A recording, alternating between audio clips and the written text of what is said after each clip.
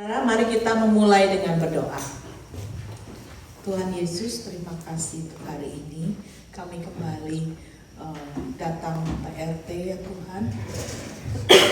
Tolonglah kami ya Tuhan, pimpinlah kebaktian hari ini, persekutuan kami, agar kami semua bisa berfokus kepadamu. Berikan kami hati yang mau belajar Tuhan untuk hari ini. Di dalam namamu Yesus kami berdoa. Amin. Silakan duduk saudara-saudara. Saya mau nanya ya. Apa yang kejadian paling indah dalam hidup? Satu aja. Apa Pak Indra?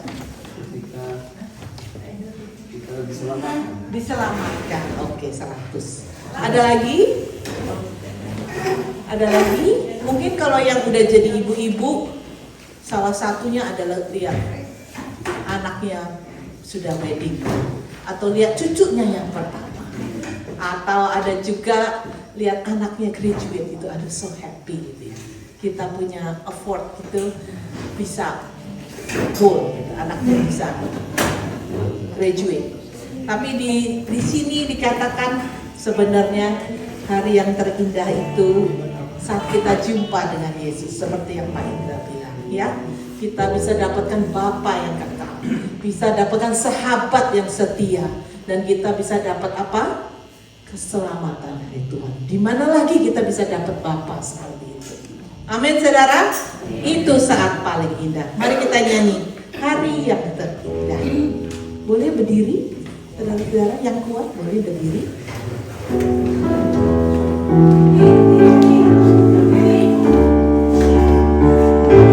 Hari yang terindah ketika ku jumpa dengan Yesus yang menjadi kekasih hatiku.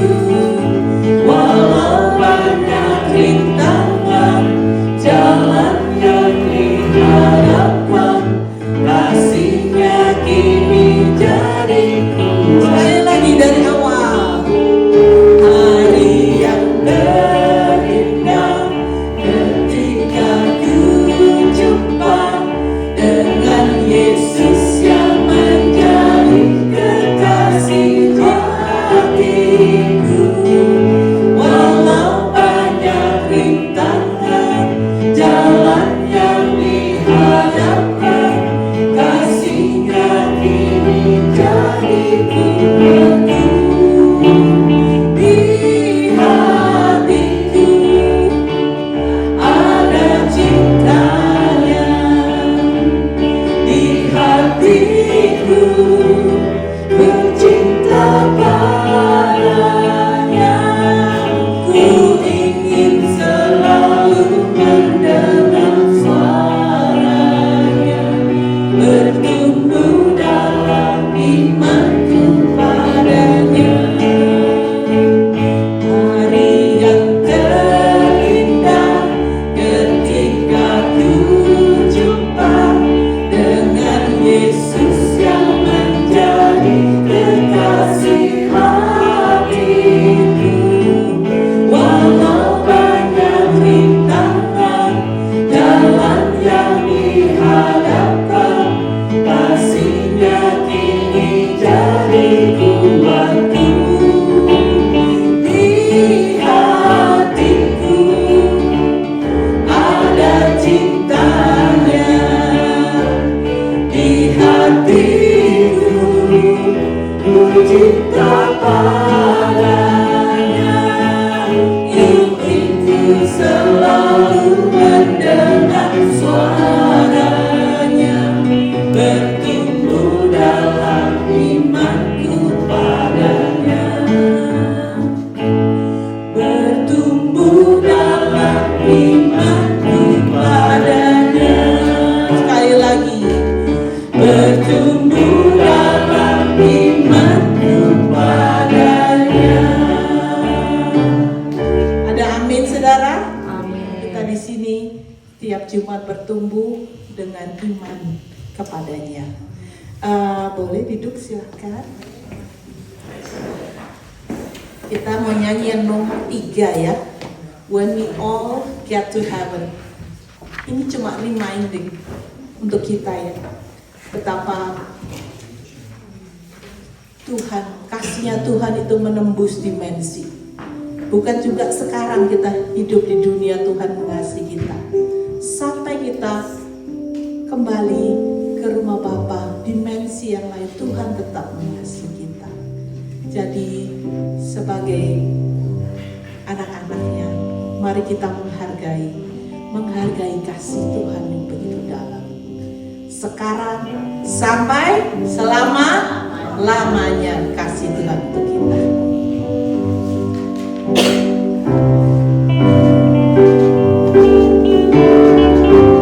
Mari saudara. The wondrous love of Jesus, sing His mercy and His praise in the mansion bright and blessing. He'll prepare for us a place. Sekali lagi. Sing the wondrous love of Jesus, sing His mercy and His grace in the mansion bright and blessing. He'll prepare us a place when we all get to heaven. Mari saudara kita undang berdiri Tuhan. This is the time of rejoicing. When we all see Jesus, we'll sing and shout the victory. Let us stand, be true and faithful, trusting, serving every day. Just one glimpse of healing glory will the toil of life repay. When we all get to heaven, what a day of rejoicing that will be. When we all see Jesus, we'll sing and shout the victory. When we all get to heaven, what a day of rejoicing that will be. When we all see Jesus, we'll sing and shout the victory. When we all see Jesus, we'll sing and shout the victory.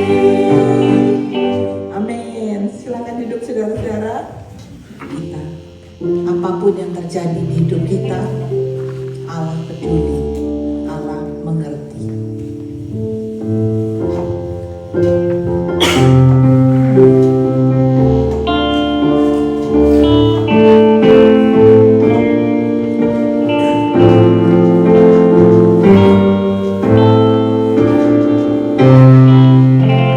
Mari saudara. Banyak perkara yang tak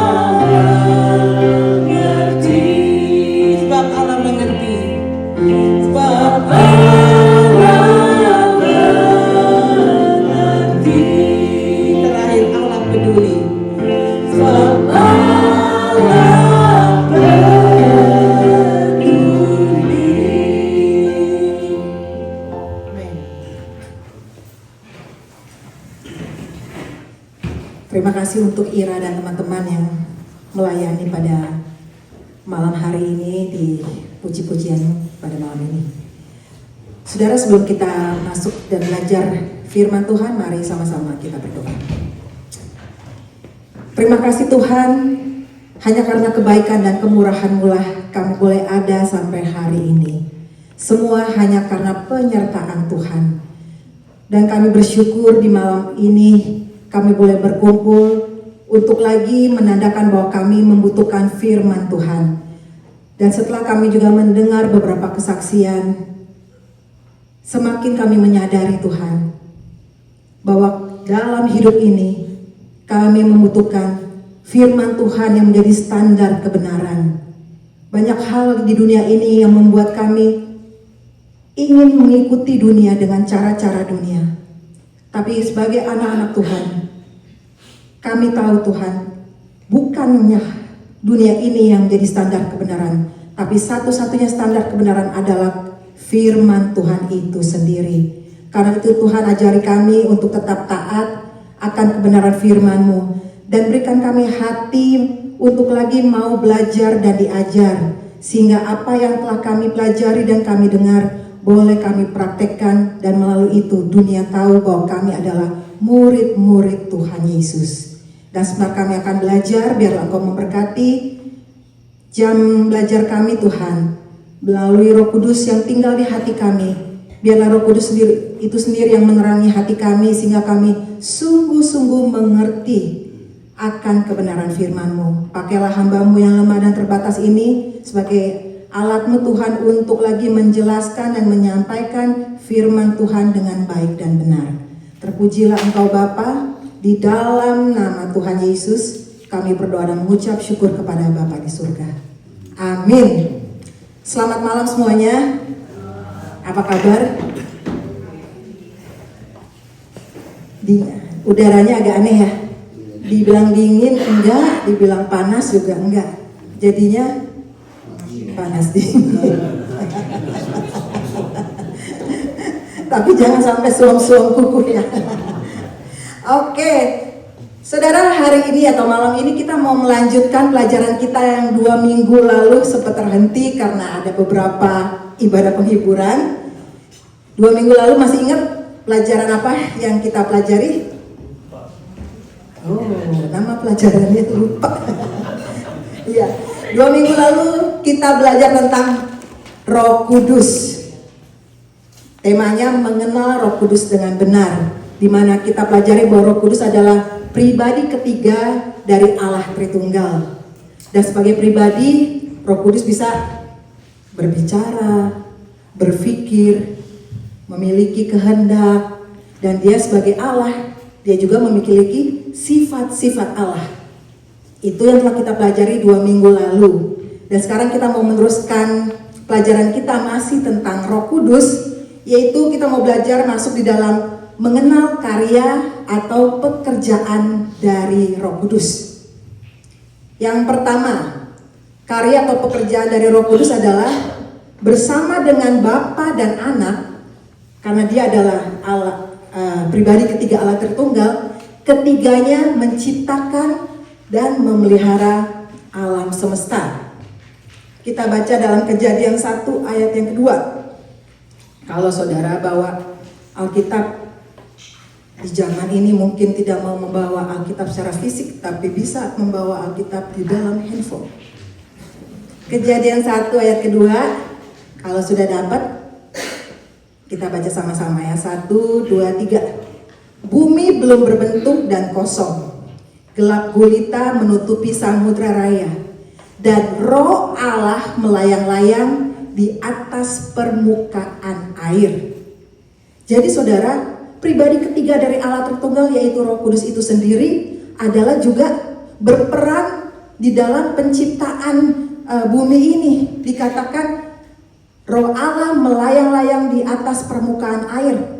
Ini menunjukkan apa? Kehadiran dan keterlibatan dari Roh Kudus atau Roh Allah di dalam permulaan penciptaan. Juga kita baca dalam Mazmur 33 ayat yang ke-6. Mazmur 33 ayat yang ke-6.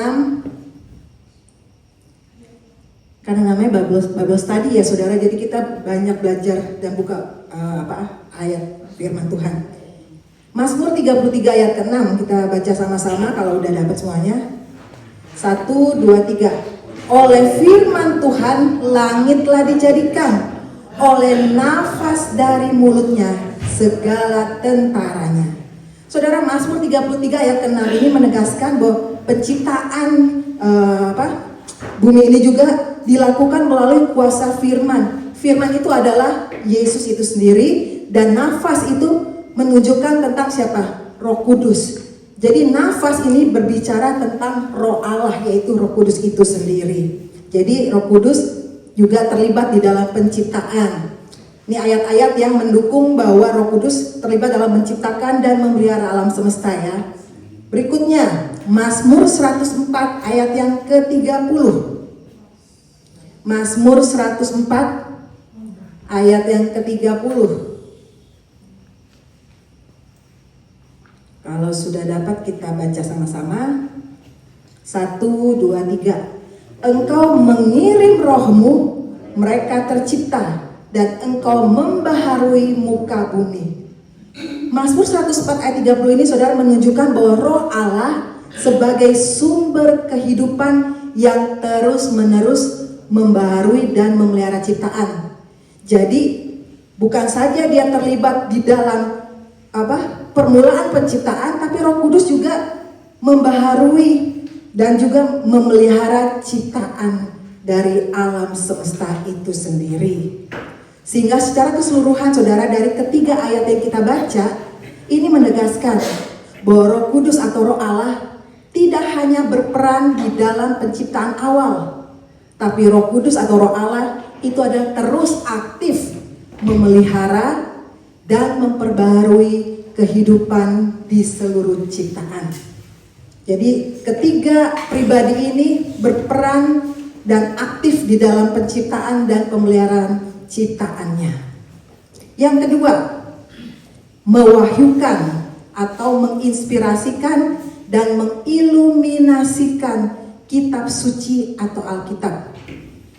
Supaya lebih jelas lagi, arti dari mengiluminasikan adalah menerangi. Jadi Roh Kudus pekerjaannya mewahyukan, menginspirasikan, dan mengiluminasikan kitab suci atau Alkitab. Kita baca dari 2 Petrus 1 ayat 20 sampai 21. 2 Petrus 1 ayat 20 sampai 21. Kalau sudah dapat kita baca sama-sama. 1, belum. 2 Petrus 1 ayat 20 sampai 21. Iya. Ya, kalau dapat ya sama-sama ya. 1, 2, 3. Yang terutama harus kamu ketahui ialah bahwa nubuat-nubuat kitab suci tidak boleh ditafsirkan menurut kehendak sendiri. Sebab oleh dorongan Roh Kudus manusia berbicara atas nama Allah. Saudara, ayat ini menegaskan bahwa firman Tuhan atau kitab suci ini memiliki otoritas ilahi. Dan ini bukan buatan manusia, tapi kitab suci memang dibuat atau ditulis oleh manusia, tapi manusia itu sendiri digerakkan oleh Roh Kudus di dalam pembuatan ayat-ayat atau yang dia tulis kitab suci itu. Jadi bukan buatan manusia, bukan dia yang bukan dia berpikir langsung dia tulis, enggak. Tapi orang-orang itu adalah orang-orang yang digerakkan langsung oleh Roh Kudus untuk menuliskan kitab suci. Sehingga kitab suci atau Alkitab kita bukan buatan manusia, tapi diwahyukan atau digerakkan oleh Roh Kudus. Yohanes 14 ayat yang ke-16. Yohanes 14 ayat yang ke-16.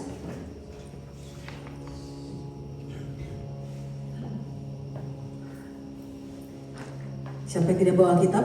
Tidak bawa handphone? Oh, enggak ada Alkitab. Oke, Yohanes 14 ayat 16 sama-sama kita baca ya. 1, 2, 3. Aku akan minta kepada Bapa dan ia akan memberikan kepadamu seorang penolong yang lain, supaya ia menyertai kamu selama-lamanya. Saudara, ayat ini menegaskan bahwa kehadiran Roh Kudus adalah untuk membimbing orang percaya untuk mengerti firman Tuhan. Jadi kalau saudara ada Roh Kudus dalam hati saudara, ia akan memimpin dan dia akan memimpin selamanya, selama ada di dalam hati kita.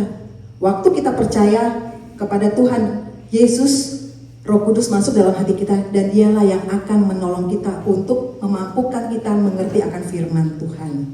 Dan dari kedua ayat yang kita baca tadi, ini menunjukkan keterikatan erat antara firman Tuhan dan Roh Kudus, di mana Roh Kudus yang menginspirasikan penulisan kitab suci dan Roh Kudus yang sama juga yang mendampingi dan memimpin orang percaya untuk memahami kebenaran firman Tuhan. Jadi jelas ya, Roh Kudus yang memimpin orang untuk di dalam pembuatannya, dan Roh Kudus itu sendiri juga yang akan memampukan orang untuk mengerti firman Tuhan. Jadi dengan kata lain saudara, dengan kekuatan kita sendiri kita nggak mampu. Karena itu kita butuh Roh Kudus di dalam kita belajar firman Tuhan, di dalam membaca firman Tuhan. Karena kalau kita dengan kekuatan kita sendiri nanti artinya bisa lain, ya kan? Jadi kita perlu berdiam diri di hadapan Tuhan, memiliki hubungan yang akrab dengan Tuhan. Dan kita juga minta, saudara, dalam saya sendiri ya kalau saya persiapan untuk khotbah firman Tuhan, saya sendiri minta Tuhan tolong saya melalui Roh Kudus-Mu untuk dapat saya mengerti dalam menggali firman Tuhan. Karena saya juga bertanggung jawab ya untuk dapat mengajarkan atau memberitakan firman itu bukan dengan kekuatan saya sendiri. Selain kita juga belajar dari konteksnya, latar belakangnya, tapi untuk dapat mengerti itu ayat, kita minta pertolongan dari Roh Kudus. Yang ketiga, menegur orang berdosa tentang dosa, kebenaran, dan penghakiman. Jadi tugasnya atau karyanya Roh Kudus juga adalah untuk menegur orang berdosa tentang dosa, kebenaran, dan penghakiman.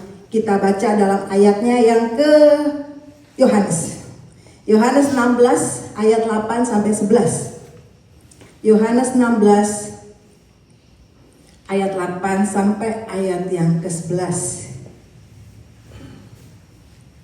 Kalau sudah ketemu kita baca sama-sama. 1, 2, 3. Dan kalau ia datang, ia akan menginsafkan dunia akan dosa, kebenaran, dan penghakiman. Akan dosa karena mereka tetap tidak percaya kepadaku. Akan kebenaran karena aku pergi kepada Bapa dan kamu tidak melihat aku lagi. Akan penghakiman karena penguasa dunia ini telah dihukum. Saudara, arti kata menginsafkan dalam ayat yang ke-8 adalah Roh Kudus bertugas menyadarkan manusia akan dosa, akan kebenaran, dan akan penghakiman. Lalu apa yang dimaksud dengan dosa dalam ayat yang ke-9? Dosa di sini maksudnya adalah ketidakpercayaan manusia kepada Yesus Kristus. Karena itu tugasnya Roh Kudus untuk menginsafkan sehingga orang menjadi percaya kepada Tuhan Yesus. Lalu apa yang dimaksud dengan kebenaran dalam ayat yang ke-10? Kebenaran di sini berbicara tentang Injil, yaitu karya Tuhan Yesus di atas kayu salib, yaitu kematian, kebangkitan, dan kenaikan Yesus ke sorga, yang membuktikan bahwa dia adalah juru selamat yang asli. Dan banyak orang tidak percaya itu, sehingga Roh Kuduslah yang menginsafkan orang tersebut akan karya keselamatan dari Tuhan Yesus. Dan apa yang dimaksud dengan penghakiman di dalam ayat ke-11? Penghakiman di sini adalah berbicara tentang siapa? Tentang iblis yang telah dikalahkan dan telah dihukum melalui karya salib Kristus. Sehingga dalam ayat-ayat ini tugas Roh Kudus yang diutus Yesus adalah untuk menginsafkan dunia akan tiga hal penting ini, yaitu dosa, kebenaran, dan penghakiman. Wow, bersyukur kita memiliki Roh Kudus.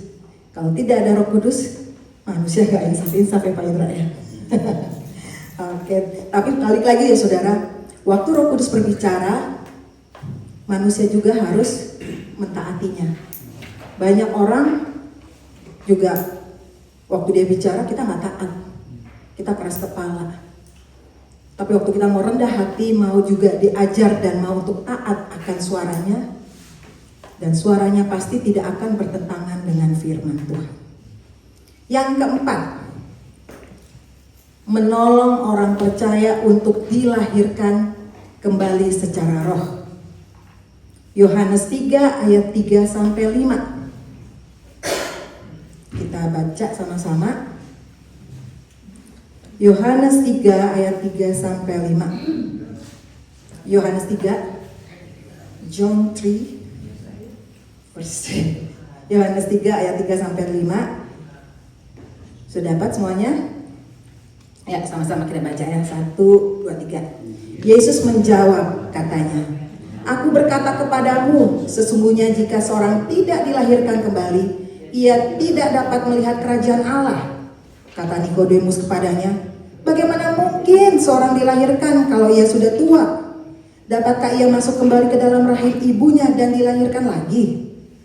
Jawab Yesus, "Aku berkata kepadamu, sesungguhnya jika seorang tidak dilahirkan dari air dan roh, ia tidak dapat masuk ke dalam kerajaan Allah." Berikutnya lagi, Titus 3 ayat 5. Titus 3 ayat yang kelima.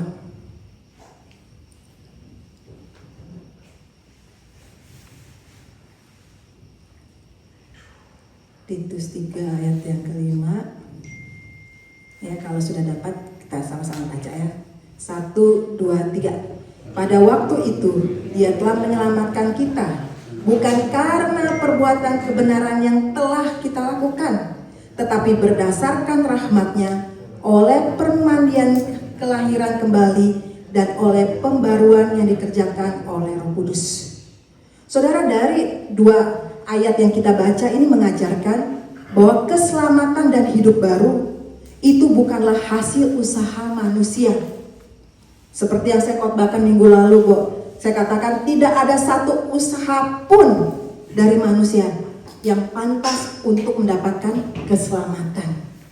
Sehingga keselamatan dan lahir baru itu semata-mata hanya karunia Allah, anugerah Allah. Memang gratis, tapi bukan murahan, karena Yesus membayarnya dengan darahnya, dengan nyawanya di atas kayu salib. Jadi kalau dari sini saudara, memang kita diajar memang untuk rendah hati. Enggak ada yang bisa kita banggakan kok untuk kita bisa masuk ke surga, ya kan? Enggak ada yang bisa kita sombongin kalau kita bisa menjadi anak Tuhan. Tapi semata-mata itu semua hanya karena anugerah Tuhan, kasih karunia Tuhan. Kita bisa menjadi milik kepunyaannya dan kita diberikan jaminan hidup kekal. Semua hanya karena kasih karunia Tuhan. Enggak ada usaha kita sedikit pun. Karena usaha kita enggak mampu untuk menyelamatkan diri kita sendiri, kita enggak bisa. Apapun yang kita lakukan tidak bisa menyelamatkan diri kita sendiri. Karena itu Allah mengutus anaknya, Yesus Kristus, datang ke dalam dunia. Puji Tuhan. Yang kelima, membaptiskan orang percaya masuk ke dalam tubuh Kristus atau gereja. 1 Korintus 12 ayat 12 sampai 13. 1 Korintus 12 ayat 12 sampai 13. Membaptiskan orang percaya masuk ke dalam tubuh Kristus atau gereja. Ya, 1 Korintus 12 ayat 12 sampai 13. Kalau sudah dapat kita baca sama-sama.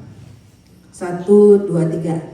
Karena sama seperti tubuh itu satu dan anggota-anggotanya banyak, dan segala anggota itu sekalipun banyak merupakan satu tubuh.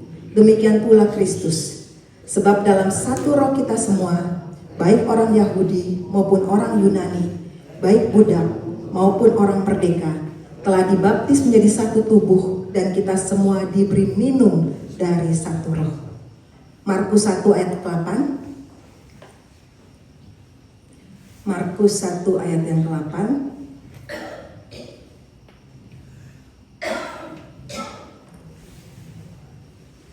Satu, dua, tiga.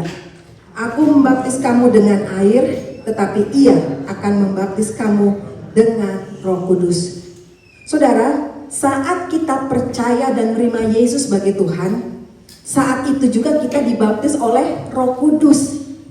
Maksud dari Roh Kudus membaptis kita adalah waktu kita percaya Roh Kudus membaptis kita, itu berarti apa? Kita langsung masuk di dalam gereja universal, yaitu tubuh Kristus secara umum. Seluruh muka bumi ini, orang-orang yang percaya kepada Kristus, saat dia percaya dengan mulut, mengaku dan dengan hati menerima Yesus, dia masuk langsung ke dalam gereja universal atau tubuh Kristus. Itulah yang dimaksud dengan Roh Kudus membaptis kita, sehingga kita memiliki perbedaan pengajaran dengan karismatik. Kalau gereja-gereja karismatik, mereka ada secara khusus ya membaptis dengan baptis Roh Kudus supaya kita bisa punya karunia roh, bisa berbahasa roh. Tapi kita tidak percaya itu. Yang kita percaya waktu kita terima Yesus sebagai Tuhan dan Juru Selamat, kita langsung dibaptis oleh Roh Kudus. Maksudnya masuk di dalam keluarga kerajaan Allah sebagai tubuh Kristus, sebagai gereja yang universal. Semua orang-orang percaya masuk di dalam gereja yang universal. Dan Roh Kudus yang mengerjakan itu semua tanpa memandang latar belakang kita. Maka dikatakan dalam 1 Korintus 12 itu dibilang, dalam satu roh kita semua, baik orang Yahudi maupun orang Yunani, baik budak maupun orang merdeka, telah dibaptis menjadi satu tubuh, dan kita semua diberi minum susu dari satu roh. Jadi maksudnya roh Allah yang mengerjakan itu semua tanpa memandang latar belakang kita. Yang dibutuhkan hanya percaya dan mengaku bahwa Yesus adalah Tuhan dan Juru Selamat. Tidak ada syarat lain, hanya percaya. Kemarin saya khotbahkan, just believe, hanya percaya, nggak ada syaratnya, nggak harus melakukan something. Karena kalau agama-agama lain harus melakukan something dulu kan, misalnya rajin beribadah, harus melakukan amal, harus berbuat baik. Tapi kata Tuhan, semua itu nggak bisa menyelamatkan kamu. Semua hanya kasih karunia, kamu diselamatkan. Sehingga apapun latar belakang, asal kamu percaya dengan hati dan mulut kamu, kamu diselamatkan. Dan yang mengerjakannya itu adalah roh yang sama, roh yang satu, yaitu Roh Kudus. Yang keenam, tinggal di dalam diri orang percaya selamanya. Kita baca dalam Yohanes 14 ayat yang ke-16 sampai ayat yang ke-17. Yohanes 14 ayat 16 sampai 17. Kita baca sama-sama, 1, 2, 3. Aku akan minta kepada Bapa, dan Ia akan memberikan kepadamu seorang penolong yang lain, supaya Ia menyertai kamu selama-lamanya, yaitu Roh kebenaran. Dunia tidak dapat menerima Dia, sebab dunia tidak melihat Dia dan tidak mengenal Dia. Tetapi kamu mengenal Dia, sebab Ia menyertai kamu dan akan diam di dalam kamu. Saudara, ayat ini adalah berisi janji Tuhan Yesus tentang siapa? Tentang pengutusan dari Roh Kudus sebagai penolong yang lain. Maksudnya penolong yang lain, waktu Yesus datang ke dalam dunia, Yesus datang sebagai penolong juga kan. Tapi waktu dia kembali ke sorga, dia bilang dia akan mengutus penolong yang lain, yaitu pribadi Allah ketiga, yaitu Roh Kudus, yang akan menyertai orang percaya selama-lamanya. Bukan hanya sementara, bukan hanya 1-2 bulan atau hanya 1-2 tahun, tapi Roh Kudus akan menetap selama-lamanya menyertai kita semua. Dunia tidak mengenal Dia, tapi kita sebagai orang percaya, kita mengenal Dia karena kita tahu Roh Kudus berbicara di hati kita. Roh Kudus menyertai kita, Roh Kudus menghibur kita, Roh Kudus menolong kita, sehingga kita mengenal Dia. Oke? Yang ketujuh, Roh Kudus pekerjaannya adalah juga memeteraikan orang percaya. Ternyata banyak ya karya dan pekerjaan dari Roh Kudus. Yang ketujuh, memeteraikan orang percaya. Efesus 1 ayat 13 sampai ayat yang ke-14. 1, 2, 3. Di dalam Dia kamu juga, karena kamu telah mendengar firman kebenaran, yaitu Injil keselamatanmu, di dalam Dia kamu juga, ketika kamu percaya, dimateraikan dengan Roh Kudus yang dijanjikannya itu. Dan Roh Kudus itu adalah jaminan bagian kita sampai kita memperoleh seluruhnya, yaitu penebusan yang menjadikan kita milik Allah untuk memuji kemuliaan-Nya. Saudara, Efesus pasal 1 ayat ke-13 sampai 14 ini menegaskan bahwa setelah kita mendengar Injil dan percaya kepada Kristus, orang percaya dimateraikan dengan Roh Kudus sebagai jaminan milik kepunyaan Allah. Dan sebagai milik kepunyaan Allah, kita berhak mendapatkan warisan hidup kekal di sorga selama-lamanya untuk menikmati kebahagiaan sorga. Dan kebahagiaan itu yang kemarin juga saya khotbahkan bukan dimulai pada nanti setelah kematian, tapi waktu kita saat itu juga, saat kita mengaku dengan mulut, kita sudah menerima kebahagiaan sorga, menikmati sukacita sorga mulai dari di dunia ini. Jadi saudara, tugas dari Roh Kudus ini memeteraikan seperti surat. Mungkin kalau di Amerika udah nggak pakai lagi ya materai ya, udah nggak ada ya. Tapi kalau di Indonesia kan masih ya. Kalau sahnya sebuah perjanjian, dulu saya anak hukum, sahnya sebuah perjanjian harus ada materai, tanda tangan. Berarti ini membuktikan bahwa surat itu sah berlaku. Sehingga tugas Roh Kudus juga sama. Waktu kita percaya dan terima Tuhan Yesus, Roh Kudus masuk di dalam hati kita itu adalah sebagai apa? Sebagai jaminan. Dia itu seperti materai yang ada di hati kita. Waktu kita terima Roh Kudus masuk, itu kayak kita dicap sama Tuhan, kamu milik saya. Itulah jadi jaminan kita. Jadi kalau ditanya, apa jaminan kamu masuk surga? Roh Kudus. Roh Kudus yang ada di hati saya. Karena dia memateraikan kita, milik kepunyaannya, ya kan? Atau kalau sekarang banyak di peternakan sapi. Di peternakan sapi kan pakai itu ya, pakai besi panas. Boom. Itu seperti kayak dia ada lambangnya atau cap dari perusahaan itu. Jadi waktu udah dicap gitu, si sapi sah milik dari ownernya. Begitu juga dengan kita. Waktu kita percaya kepada Tuhan Yesus, langsung kita dimateraikan oleh Roh Kudus. Berarti apa? Sah kita menjadi milik kepunyaan Allah. Dan kita berhak menerima warisan sorga.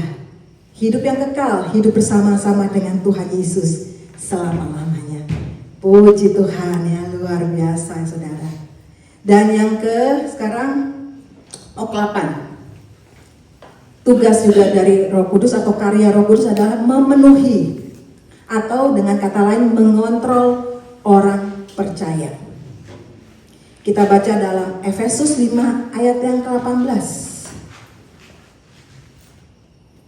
Efesus 5 ayat yang ke-18. 1, 2, 3. Perintah untuk tidak mabuk anggur, melainkan membiarkan diri dipenuhi Roh Kudus. Kisah para Rasul. Oh, ini saya singkat karena panjang, sorry. Saya ketik semuanya. Jadi Efesus 5 ayat 18 ini berbicara perintah dari Roh Kudus untuk orang percaya untuk tidak mabuk, sehingga Roh Kudus apa? Mengontrol hidup orang percaya untuk tidak jatuh ke dalam kemabukan, melainkan membiarkan diri dipenuhi oleh Roh Kudus. Kisah para Rasul 2 ayat keempat ini menceritakan tentang peristiwa Pentakosta, di mana rasul-rasul dipenuhi Roh Kudus dan berbicara dalam bahasa lain. Kisah para Rasul 4 ayat 31, di mana jemaat mula-mula berdoa dan dipenuhi Roh Kudus, lalu memberitakan firman Allah dengan berani. Kisah para Rasul 6 ayat 3 dan 5, nanti saudara bisa minta ayatnya sama saya. Yaitu tentang pemilihan diaken yang harus penuh Roh Kudus dan hikmat termasuk Stefanus yang penuh iman dan Roh Kudus. Kisah Para Rasul 11 ayat 24 ini berbicara tentang kesaksian tentang Barnabas sebagai orang baik, penuh dengan roh dan iman. Saudara, dari 5 ayat yang saya sebutkan di atas tadi, ini menyoroti pentingnya dipenuhi oleh Roh Kudus bagi orang percaya. Apa artinya dipenuhi oleh Roh Kudus? Dipenuhi oleh Roh Kudus artinya hidup orang percaya dituntun, dikontrol oleh Roh Kudus. Sehingga orang percaya apa? Memiliki kebenaran, memberitakan Injil, bersaksi, memiliki hikmat di dalam pelayanan, dan hidupnya bisa menjadi berkat bagi orang lain. Karena apa? Dikontrol dan dipimpin oleh Roh Kudus. Salah satu tugas dan karya Roh Kudus adalah mengontrol orang percaya. Karena itu saudara, kita tuh kalau mau dibilang lagi ya, kurang apa gitu ya. Kita udah ada Tuhan Yesus yang memberikan jaminan, setelah itu Roh Kudus yang selalu menyertai kita. Sampai hidup kita aja masih tetap dipimpin dan dikontrol. Karena apa? Berarti Tuhan begitu mengasihi kita sampai Tuhan gak mau kita tuh sampai jalan yang salah. Dia pimpin kita, dia kontrol kita melalui firman Tuhan, melalui Roh Kudus yang bicara di hati kita. Allah kita sungguh luar biasa. Yang ke-9, memberikan karunia rohani kepada orang percaya. Kita baca dari 1 Korintus 12 ayat yang ke-11.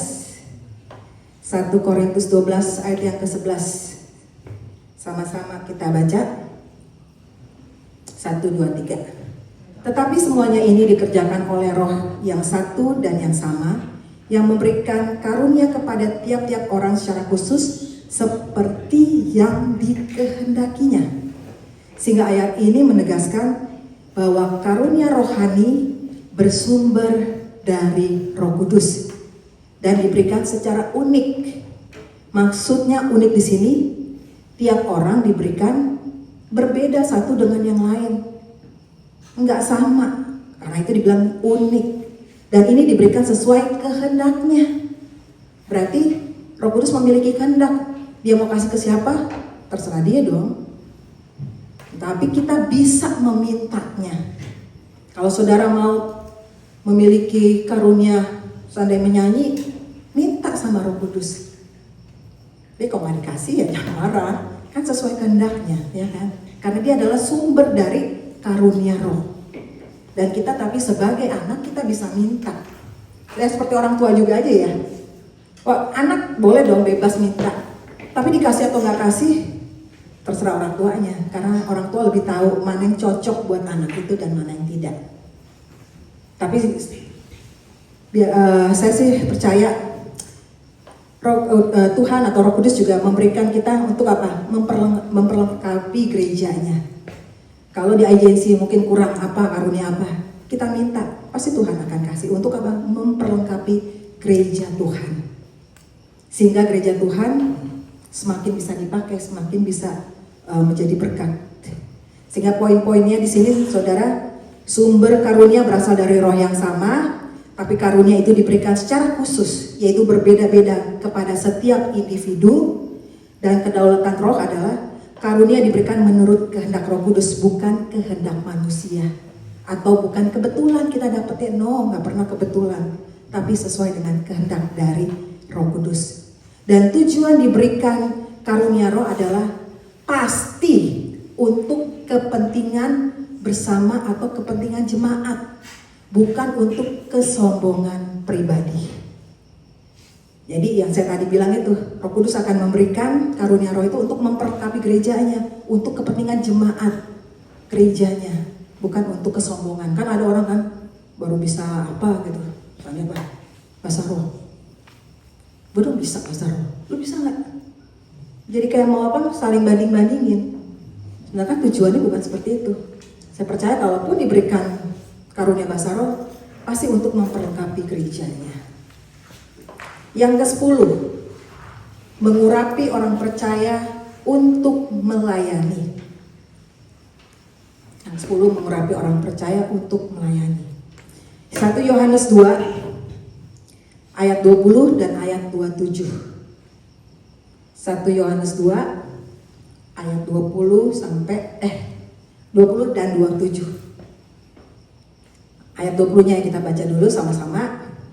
1 Yohanes 2 ayat 20. 1, 2, 3. Tetapi kamu telah beroleh pengurapan dari Yang Kudus, dan dengan demikian kamu semua mengetahuinya. Ayat yang ke-27. Sebab di dalam diri kamu tetap ada pengurapan yang telah kamu terima daripadanya. Karena itu tidak perlu kamu diajar oleh orang lain, tetapi sebagaimana pengurapan yang mengajar kamu tentang segala sesuatu, dan pengajarannya itu benar, tidak dusta, dan sebagaimana ia dahulu telah mengajar kamu, demikianlah hendaknya kamu tetap tinggal di dalam Dia. Saudara, arti mengurapi di sini adalah dilengkapi. Jadi ayat-ayat ini menekankan tentang pengurapan Roh Kudus yang diterima oleh orang percaya dari Yesus Kristus atau dari Yang Kudus. Dengan kata lain, saudara, kita dilengkapi untuk memahami kebenaran dan menangkal ajaran sesat.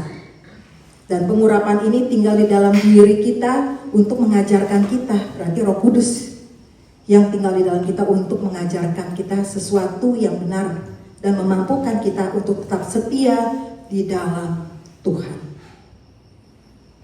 Ya, yang ke-11, memimpin orang percaya kepada kebenaran. Galatia 5 ayat yang ke-25. Galatia 5 ayat 25. Kita baca sama-sama. 1, 2, 3. Jikalau kita hidup oleh Roh, baiklah hidup kita juga dipimpin oleh Roh. Roma 8 ayat 14. Roma 8 ayat 14. Ini ayat yang kedua ya Bu. Yang pertama Galatia 5 ayat 25. Roma 8 ayat 14. 1, 2, 3. Semua orang yang dipimpin Roh Allah adalah anak Allah. Saudara, ayat-ayat ini menekankan pentingnya hidup yang dipimpin oleh Roh Kudus, di mana arti dari dipimpin itu dituntun oleh Allah. Berarti bukan menurut keinginan daging, bukan menurut keinginan kita. Dan ini merupakan sebuah ketaatan waktu kita mau dituntun dan taat kepada Tuhan. Dan dengan hidup yang dituntun atau dipimpin, maka kita akan hidup di dalam kebenaran. Yang ke-12, mendoakan orang percaya yang sedang dalam pergumulan.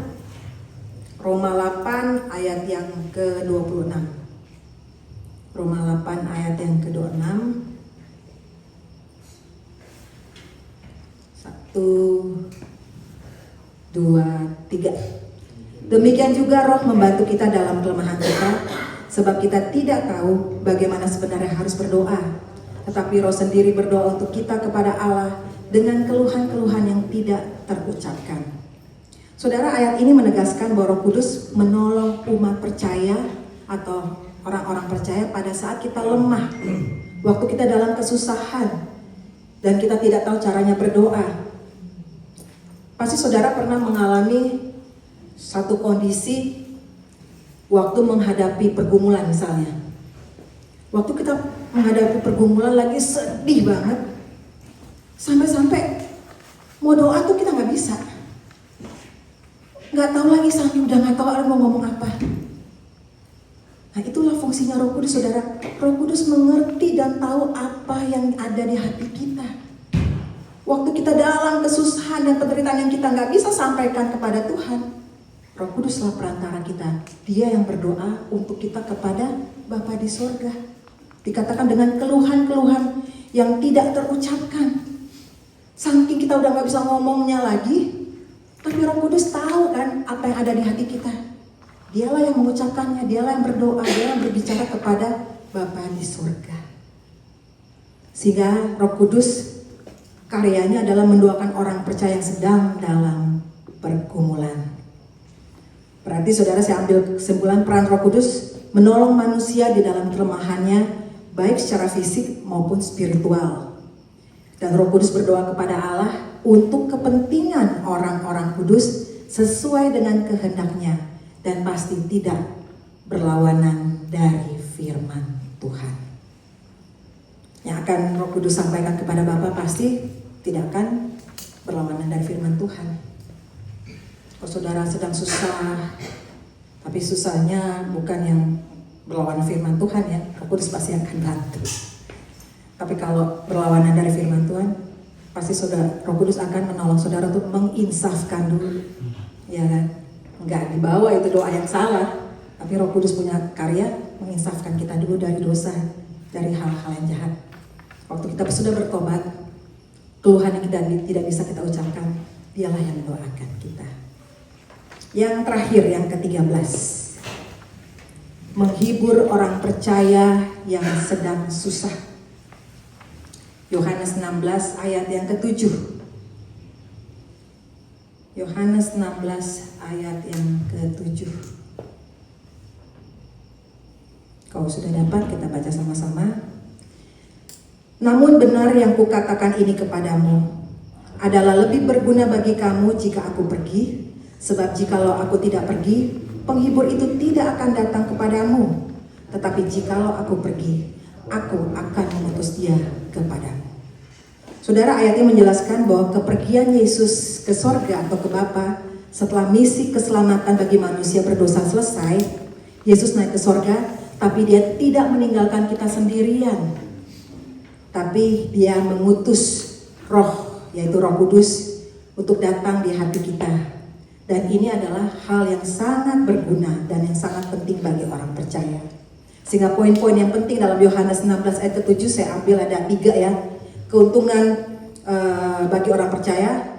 Yesus menekankan bahwa kepergiannya bukan kerugian buat orang percaya, melainkan apa? Lebih berguna atau menguntungkan murid-murid. Karena Roh Kudus tinggal di hati kita, langsung menetap. Dan itu adalah suatu keuntungan, bukan kerugian bagi orang percaya. Poin yang kedua yang saya dapatkan adalah Roh Kudus tidak akan datang jika Yesus tidak kembali ke Bapa. Jadi harus Yesus pergi dulu, baru dia mengutus penolong yang lain. Dan yang ketiga, Yesus sendiri berjanji bahwa dia akan mengutus Roh Kudus. Dan kalau Yesus yang berjanji, itu berarti suatu kepastian, bukan mudah-mudahan. Janjinya pasti dia berikan kepada murid-muridnya atau orang-orang percaya, yaitu Roh Kudus menetap di hati kita. Dan dapat saya simpulkan saudara, nomor 4 sampai nomor 7, karena saudara tidak pegang kertasnya, seperti dilahirkan kembali secara roh, membaptiskan orang percaya masuk ke dalam tubuh Kristus atau gereja, tinggal di dalam diri orang percaya selamanya, dan memeteraikan orang percaya. Ini dilakukan oleh Roh Kudus hanya satu kali dan untuk selamanya. Jadi Roh Kudus tidak akan melahirkan baru orang berulang-ulang, tidak. Roh Kudus tidak akan membaptiskan orang percaya berulang-ulang, tidak. Roh Kudus tidak akan memasukkan orang ke dalam tubuh Kristus atau gereja universal secara berulang-ulang, tidak. Dia tidak tinggal keluar di dalam hati kita, tidak. Dan dia tidak hanya memeteraikan langsung cabut lagi materainya, dia bilang sah, nggak sah, sah, nggak sah. Itu hanya manusia. Tapi Roh Kudus melakukan ini satu kali, dan ini berlaku untuk selamanya. Tapi untuk nomor 8 sampai nomor 13, yaitu mengontrol orang percaya, memberikan karunia orang percaya, mengurapi orang percaya untuk melayani, memimpin orang percaya kepada kebenaran, mendoakan orang percaya yang sedang dalam pergumulan, dan menghibur orang percaya yang sedang susah. Roh Kudus dapat melakukan berulang-ulang kali. Waktu saudara sedih, minggu ini mungkin, nanti bulan depan atau tahun depan, dia akan menghibur saudara, menghibur lagi. Waktu saudara susah, butuh kekuatan, Roh Kudus akan memberikan kekuatan. Waktu saudara membutuhkan, dia dapat memberikannya. Waktu saudara minta karunia, saudara minta karunia, saudara udah dapat karunia apa? Contohnya menyanyi kan, setelah itu mau minta karunia mengajar, minta, dia dapat berikan. Jadi nggak hanya satu aja, saudara minta berulang-ulang, dia akan kasih sesuai dengan kehendaknya. Jadi bisa dibedakan, ada karya Roh Kudus yang dilakukan sekali untuk selamanya, tapi ada juga karya Roh Kudus yang dilakukan berulang-ulang dan kita dapat memintanya dan dia berikan sesuai kehendaknya. Oke. Kesimpulannya, Roh Kudus bekerja secara permanen mengubahkan hati dan pikiran agar sesuai dengan kehendak Allah, bukan lagi menuruti hawa nafsu manusia. Oke, puji Tuhan. Ada 13 poin kita belajar tentang pekerjaan dan karya Roh Kudus dalam hidup orang percaya. Oke, mari kita doa.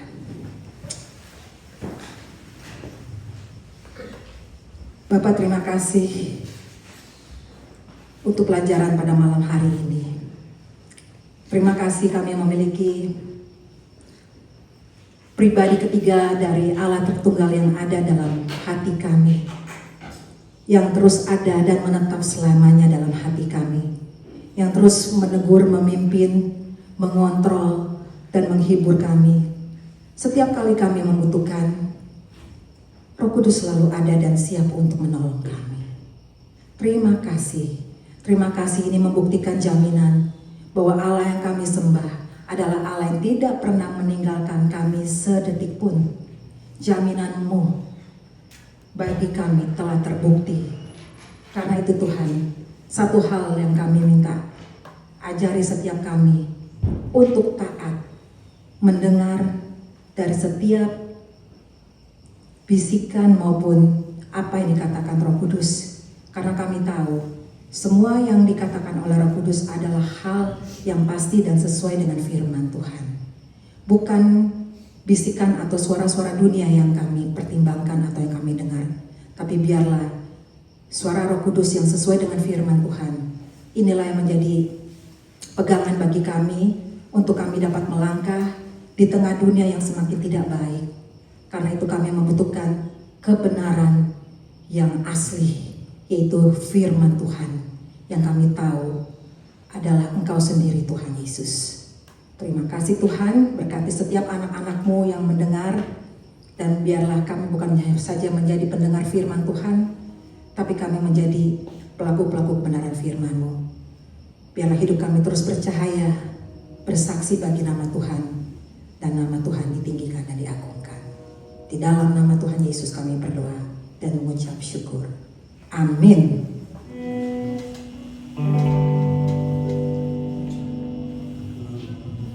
Allah kuasa melakukan segala perkara.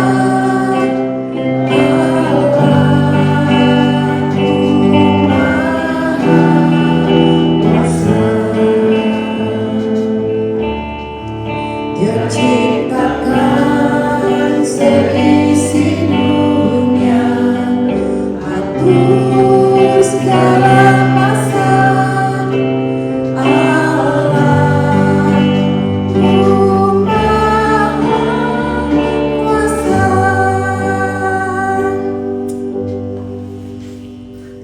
Terima kasih kami memiliki Allah yang berkuasa, Allah yang mampu berbuat di luar dari pemikiran kami. Karena itu saat ini kami sebagai anak-anak-Mu, kami mau membawakan segala doa dan pergumulan ke hadapan-Mu Tuhan. Karena kami menyadari kami penuh dengan keterbatasan dan membutuhkan satu pribadi yang tidak terbatas, yang mampu menolong dan menuntun hidup kami. Dan sebagai gereja Tuhan, saat ini kami mau bersatu hati mendukung setiap saudara-saudara kami yang masih dalam kelemahan tubuh, yang membutuhkan pemulihan dari Tuhan. Kami membawa nama-nama mereka ke hadapan-Mu Tuhan. Kami mau berdoa untuk Bapak Harili, Ibu Nina Panginda, Ibu Evita Marinda. Kami bersyukur operasinya boleh berjalan sukses. Dan saat ini kami berdoa dalam nama Tuhan Yesus, biarlah pemulihan yang daripada-Mu bekerja sehingga Tante Evi boleh pulih secara sempurna, dan melalui ini boleh menyaksikan bahwa kuasa-Mu Tuhan, pertolongan-Mu Tuhan nyata Berikan mereka Tuhan, Tante Evi dan kedua anaknya untuk tetap semakin mengandalkan Engkau dan tetap setia kepada Tuhan. Terima kasih Tuhan Yesus. Juga kami mau berdoa untuk Ibu Sylvia Sau, untuk Dante Hardy, untuk Arthur Palar, untuk Anton Warau. Tuhan berkati mereka, tolong mereka di dalam pemulihan, dalam kelemahan tubuh mereka. Biarlah kuasa darah-Mu Tuhan memulihkan secara sempurna. Terima kasih Tuhan Yesus. Juga mungkin masih ada saudara-saudara kami yang dalam kelemahan tubuh yang mungkin mereka tidak menceritakan kepada kami. Tuhan, Engkau tahu di mana mereka. Engkau tahu apapun pergumulan mereka, apapun yang mereka alami saat ini. Tapi biarlah kami mau berdoa di sini dan Roh-Mu bekerja di mereka dan kuasa kesembuhan dari Tuhan boleh terjadi bagi mereka. Terima kasih Tuhan Yesus, terima kasih. Dan juga kami mau berdoa Tuhan untuk gereja-Mu. Kami rindu gereja Tuhan di tempat ini yang telah Engkau bangun 19 tahun yang lalu. Tuhan berkati sehingga para majelis aktivis kami semua bisa melayani dengan kompak dan memiliki kesetiaan, juga memiliki motivasi yang benar, yaitu mengasihi Tuhan dan melayani pekerjaan Tuhan dengan baik dan benar. Sehingga melalui gereja Tuhan di tempat ini nama Tuhan semakin ditinggikan dan diagungkan, dan melalui gereja Tuhan jemaat-Mu semakin bertumbuh di dalam kebenaran firman-Mu. Terima kasih Tuhan Yesus. Kami juga berdoa untuk ibadah hari Minggu. Tuhan memberkati jalannya ibadah, dan kami rindu dalam setiap pemberitaan firman jemaat Tuhan semakin mengerti, sehingga firman Tuhan itu menjadi kekuatan bagi kami semua untuk menghadapi tantangan dunia ini. Terima kasih Tuhan Yesus, terima kasih. Kami juga mau berdoa untuk bangsa ini. Kami rindu biarlah bangsa ini terjadi kebangunan rohani, politik, ekonomi, dan juga kami berdoa untuk kebijakan dari imigrasi. Tuhan, kami juga berdoa untuk para liberal di negara ini, biarlah mereka boleh kembali dan bertobat untuk mencari kebenaran yang sejati hanya di dalam Tuhan Yesus. Kami juga berdoa untuk bangsa Indonesia. Tuhan berkati negara ini, dan biarlah mulai dari presiden sampai pemerintahan terendah diberikan hati yang takut akan Engkau, sehingga mereka sungguh-sungguh menjalankan tanggung jawab yang Tuhan berikan dengan baik dan benar. Juga kami mau berdoa Tuhan untuk semua hamba-hamba Tuhan yang memberitakan firman-Mu di seluruh dunia. Berkati mereka semua Tuhan, pelihara mereka semua di dalam kasih dan anugerah Tuhan. Terima kasih Tuhan Yesus. Juga kami teringat untuk gembala kami, Pendeta Edi yang saat ini sedang ada di Kalimantan. Oh Tuhan Yesus, biarlah Engkau memberkati dia secara khusus di dalam pelayanan yang Tuhan percayakan di Kalimantan, dimanapun dia melayani Tuhan, baik di STT Ati, Anjungan, di Pontianak, di Sangau. Kiranya melalui kehadiran Pak Edi banyak orang diselamatkan dan diperbarui dalam Kristus. Dan biarlah ini semua demi kemuliaan Bapa di sorga. Terpujilah Engkau Bapa. Dan saat ini juga kami mau berdoa untuk setiap kami yang ada di tempat ini maupun yang mendengar di YouTube. Engkau tahu segala pergumulan kami, Engkau tahu segala kebutuhan kami. Biarlah Engkau jawab sesuai dengan cara dan kehendak-Mu. Karena kami tahu cara dan kehendak-Mu adalah yang terbaik bagi kami. Ajari kami untuk tetap percaya dan beriman bahwa waktu Tuhan adalah yang terbaik. Tolong kami untuk menunggu waktu-Mu, untuk tetap setia, untuk hidup di dalam terang firman-Mu, dan tetap setia melayani pekerjaan-Mu. Inilah hidup kami, mau terus dipakai oleh Engkau sebagai alat-Mu yang berkenan di hadapan-Mu. Saya memberikan kesempatan dari tiap kita, kalau ada pergumulan pribadi yang saudara mau sampaikan kepada Tuhan, biarlah waktu ini saudara gunakan untuk berbicara langsung kepada Tuhan. Dia ada di tempat ini saudara. Dia tahu apa yang kau butuhkan. Dan dia siap menjawab. Dan jawaban Tuhan pasti adalah yang terbaik bagi kita.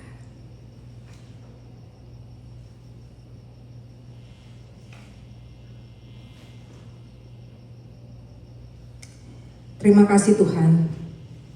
Kami tahu bahwa Engkau hadir bersama-sama dengan kami di tempat ini dan mendengar setiap keluhan dan pergumulan kami. Karena itu kami bawa semuanya ke dalam tangan-Mu. Dan biarlah Engkau menjawab sesuai dengan kehendak-Mu. Terima kasih. Kami tahu semua yang berasal daripada-Mu adalah baik adanya. Buka jalan bagi setiap masalah atau pergumulan yang kami hadapi. Hanya Engkaulah kekuatan kami, Engkaulah sandaran kami, Engkaulah pemimpin dalam hidup kami. Kami serahkan seluruh doa kami hanya di dalam nama Tuhan Yesus. Setiap yang percaya berkata, amin. Bapa, terima kasih.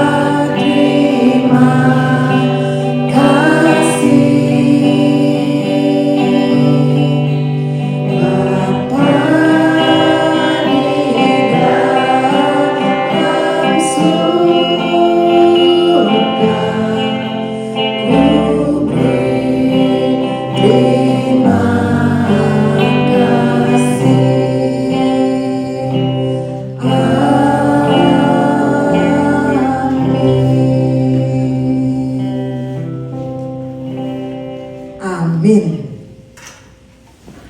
Saudara, hari Minggu ini seperti biasa kita akan mengadakan ibadah Minggu jam 11. Mari kita beribadah, memuji, menyembah Tuhan dan belajar bertumbuh dalam kebenaran firman Tuhan. Tuhan Yesus memberkati.